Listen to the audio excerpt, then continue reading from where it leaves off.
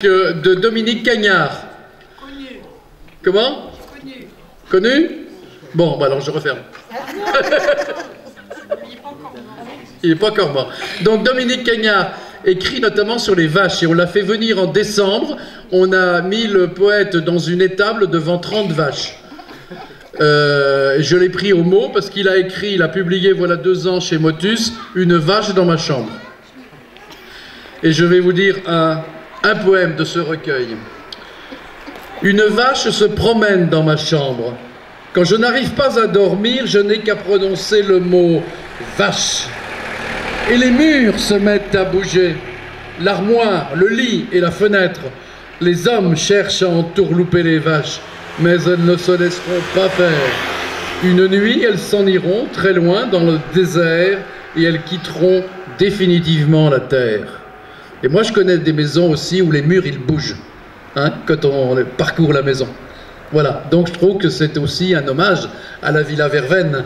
Hein. Il suffit de faire venir le mot, l'image, et tout change.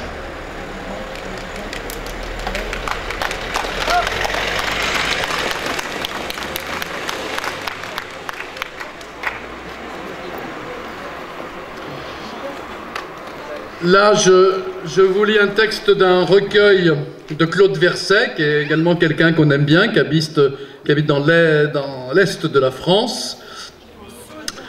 Ce recueil s'appelle « Mes escaliers ». Il a été publié aux éditions Les Carnets du Dessert de Lune, une maison d'édition en Belgique, qui produit plein de choses intéressantes, comme beaucoup de maisons d'édition, poésie.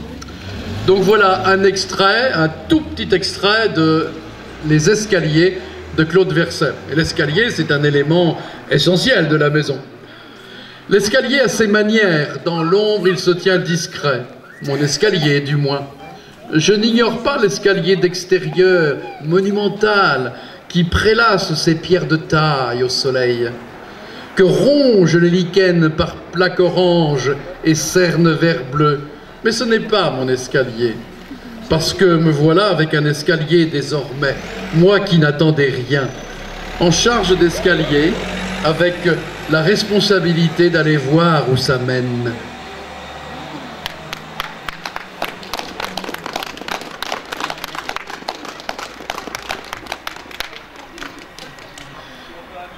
Un autre recueil qui a été primé dans le monde de la poésie en 2008 ou 2009, je ne sais plus, de Linda Maria Baroš, qui est une Roumaine. Et ce recueil, publié au Chêne Éditeur, a pour titre « La maison en lame de rasoir ». Donc encore tout un recueil sur la maison.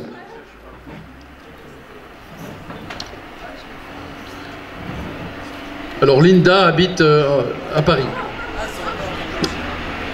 Je vais vous lire ce texte qui s'intitule « Là où se nouent les murs de la maison ».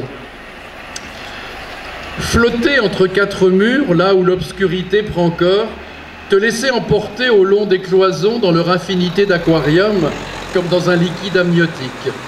C'est le monde où tu te laisses aller dans le vide, accroché au parachute ouvert du plafond. La chevelure de ta bien-aimée sous le peigne envoie ses éclairs dans l'obscurité, vers l'est, là où se nouent les murs de la maison, les murs et toutes leurs cliques. Et voilà, la fumée de cigarette s'amasse en cumulus dans le cliché voilé de la fenêtre. Les volets du vertige fouettent ton visage. Tu te cognes la tête contre le givre. Oh, on entend des coups de tonnerre dans des chairs bénies du nord. Et les nuages descendent encore un peu selon les lois violentes de la nature. Au-dessus brille peut-être l'étoile. Le grand vent cinglant sonne le glas des feuilles. Par endroits, il pleut.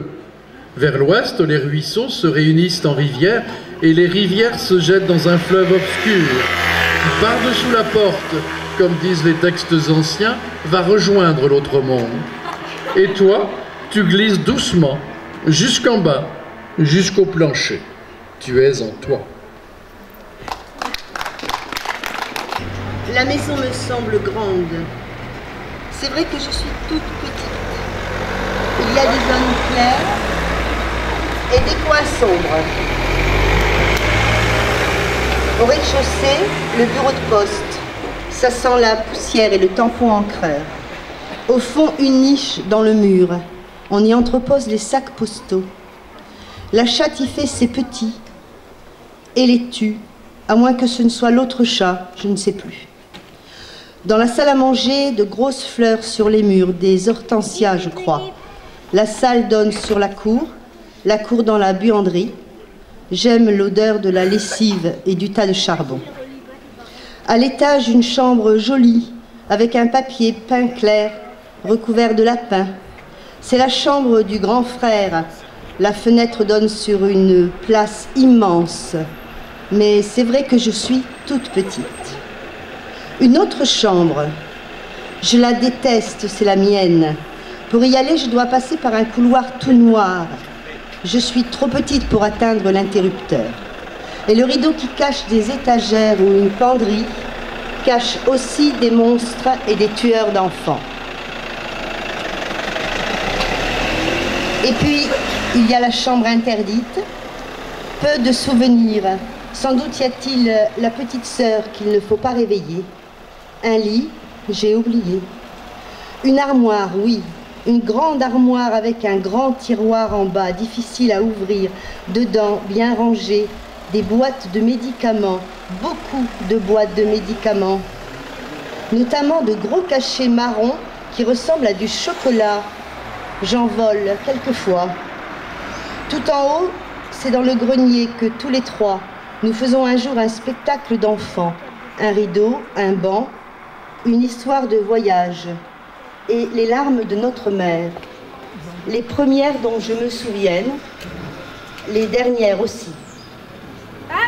Maison claire et sombre, enfance claire et sombre, mais c'est vrai, j'étais toute petite.